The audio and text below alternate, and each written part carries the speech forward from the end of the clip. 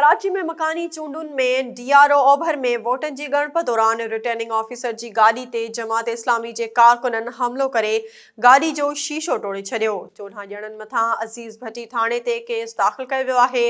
SS news जे reporter नबी बख्श ख़ासखेली मूजिबि मकानी चूंडुनि में डीआरओ ओभर में वोटनि जी ॿीहर ॻणप दौरान जमात इस्लामी जे कारकुननि रिटर्निंग ऑफिसर शाहाना परवीन जी गाॾी मथां हमलो करे ॾिनो, जंहिं जे नतीजे में गाॾी जो शीशो टुटी पियो। रिटर्निंग ऑफिसर महफूज़ रही। शाहीना परवीन जी फरियाद ते 16 ॼणनि मथां अज़ीज़ भट्टी थाणे ते केस दाख़िल कयो वियो।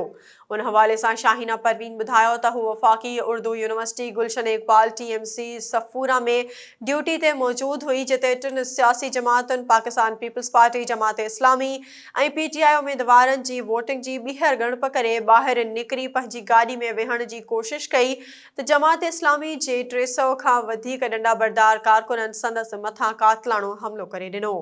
हमले में संदसि गाॾी खे ॾंडा हंया विया। उन मौक़े ते एसएचओ ऐं सिक्योरिटी में मौजूद अहलकारनि पहुची संदसि जी जान बचाए वरिती।